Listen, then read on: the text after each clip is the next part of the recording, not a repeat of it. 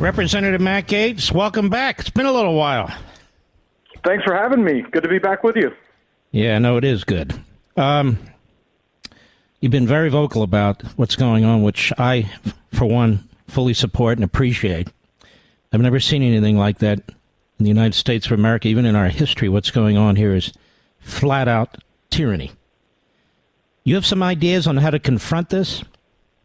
Yeah, I think the fundamental problem in Congress is that too many Republicans view this as law enforcement activity, and maybe, as Durham cast it, some people leaning into their own biases, whereas I view this explicitly as an election interference operation. And if you view it as an election interference operation by Joe Biden against his political rival, you reach for a different set of tools than if you think it's an abuse of a law enforcement practice. I think that we have to immediately use the power of the purse to get votes on the floor on defunding Jack Smith, deauthorizing the authorities of these special counsels to just be able to pick a person, and then everything from their archivist to disputes to the wildest fantastical conspiracy theories about January 6th. Weave into an effort to take Trump off the ballot. And the reason I think most Americans view this activity as political is because we all know it wouldn't be happening but for Donald Trump being a candidate for election for president and that he's doing well. If those two things weren't both the case, I don't think we'd be going through this. And didn't the phony prosecutor in this case, Matt Gaetz, show his hand when he tells the Florida judge, we don't want this case held after the election. We want it held in December. And then they're going to drop this January 6th thing. He's going to want that trial right away, too, so they can then, pull some preposterous 14th Amendment argument out of their back pocket that Trump was involved in an insurrection if they get one count of conviction. This whole thing is a collusion and conspiracy against the American people, is it not? Yeah, and the great irony is that they morally self-preen that they are the great vanguards of the republic and of democracy itself. The left says that for the sake of democracy, we have to have our choices limited at the ballot box. And I think you have taken us a few steps down the road from here. These prosecutions are not an end unto themselves. They are an effort to try to, by force of judicial law, not by force of the ballot box, disqualify President Trump from any consideration here. And one thing that really gets me, Mark, is that Jack Smith is himself not being transparent about people on his team. The way the American people really came to understand the Mueller investigation as a political operation was when we started learning about the people who had been assembled, their donations to Democrat candidates, their service as Democrat operatives. And I'm concerned that several of the people Jack Smith's working with have similar conflicts. And that is being hidden because we were effective in exposing it last time. So if you don't give Congress information, I don't think Congress should give you money. And I always want to bring the discussion back to that because you can say anything you want in a speech or a letter or a tweet. The bottom line is, are we still going to write the check for this stuff? And if we do, then it will continue. Is there any stomach up there, Matt Gaetz, for forcing this man to testify? I know what they do. They create their own immunity situation where they open up an investigation, where they bring charges, and then they say, we can't do that because we're in the middle of an investigation. But the investigation is the issue. Right. Is there any stomach up there for looking into this from the perspective that you're speaking about? And also having this man explain why he's doing what he's doing when he's doing it.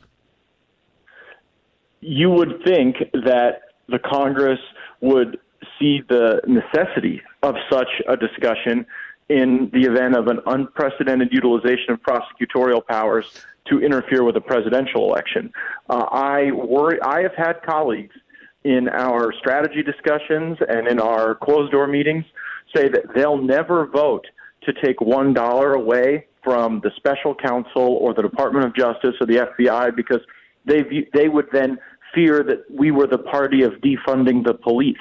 As absurd as that characterization would be, Yeah, oh no, we've had Republicans say that they can't even vote against giving the FBI their new $325 million headquarters because they don't want to be seen as anti-law enforcement. And I think that really misses the forest for the trees. Are they aware that the FBI, the Department of Justice, is federalizing local law enforcement? That the FBI and this Department of Justice is interfering with the apprehension of criminals and imprisoning criminals? Don't they know how to speak? I mean, they got elected to the House of Representatives. Don't they know how to explain things?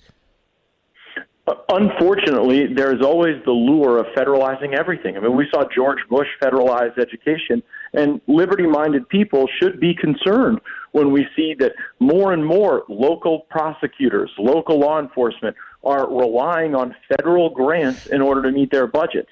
And while that sounds nice for a member of Congress to say, oh, I voted for a grant to help law enforcement, the cumulative effect of all of that is this groupthink that can then be weaponized against Trump or anyone in a vertically integrated way. I mean, does any American think it's an accident that you have a local prosecutor going after Trump, Alvin Bragg, a state prosecutor going after Trump, state level with these attorney generals like Tish James and others, and then you've even got the federal level with Jack Smith. It is a purposeful effort to try to ensnare with lawfare that which they cannot defeat with free, fair, honest, open elections. Well, this is what's bothering me. Congress is in charge, ultimately, on counting electors. You have your own elections to handle. The whole federal election system, Congress created the Department of Justice, the FBI. Congress creates all the judgeships except for the Supreme Court, and that Congress can't do a damn thing. I mean, I just find this really preposterous. They are interfering with a presidential election. It's the second one they're interfering with. They interfered with the midterm election. If Congress isn't going to do something about that, and by the way, when we talk about Congress, I mean the House. Where the hell is Mitch McConnell? He doesn't even say anything, this guy. He really is in favor of all this, isn't he? He said that explicitly after January 6th, that he said that he wasn't going to speak about or worry about Trump because he was going to hope that the Democrats took care of him. And that is a sentiment that certainly is reflected in Mitch McConnell's behavior. I think that Senate Republicans find it uncouth that there is a populist force for retribution against evil and injustice that many of us are rallying around in President Trump. They resent it. A bunch of those senators just wish President Trump would have gone away so that they could have run for president. And that is a dynamic that does foist upon the House, I think, an added obligation to take action. I will say on Jim Jordan's behalf, he has asserted the federal equities regarding our funding and the fact that this is an election and the House of Representatives does have a role in that process. And I think that we need to have Jack Smith given testimony sooner rather than later. If he doesn't respond to that desire, asserting, as you said, these ongoing investigation claims, then we should issue a subpoena.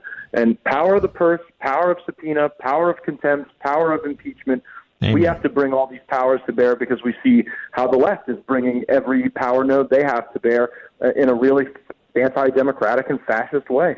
I agree 100%. And then you have this piece in the Associated Press about Judge Cannon. And they're putting all the pressure on her. They're trying to intimidate her. And if she's not strong, she will buckle like so many of these Republican judges do. And in this piece, it says, Cannon could face additional scrutiny in light of a much-discussed ruling she issued last year that granted the Trump team requests for a special master. So they keep hammering this, which was not an absurd decision. I thought it was actually a good one. But you get these phony former federal prosecutor legal analysts on, not real defense lawyers. Oh, look at this judge. So now they're basically trying to intimidate this judge with the media, pressure this judge, reject every motion that the Trump lawyers may file, and there's damn good motions that they could file. Do you notice this too?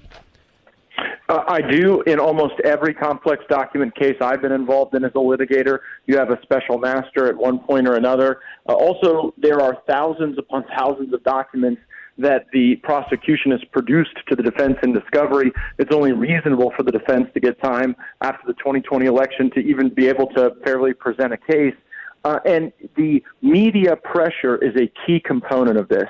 And anybody who thinks that judges aren't people and that they don't react to that is fooling themselves.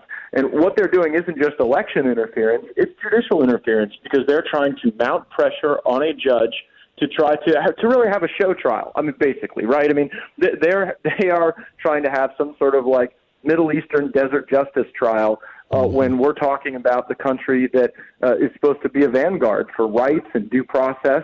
And if we go down this road, I think the whole world will suffer immeasurably for a generation at least. And I see Congressman Matt Gaetz, the radical left-wing Democrat Attorney General of Michigan, Dana Nessel, has now charged 16 so-called fake electors in Michigan. Do the Republican bigwigs in Washington understand that this is also an effort to destroy the Republican Party? I do, and actually I think that's the broader narrative about January 6th, is that they had to use that event to try to take these authorities that we typically directed at foreign terrorists and threat groups around the world, and they wanted to call MAGA a domestic terrorist organization, and they wanted to turn those exquisite authorities inward.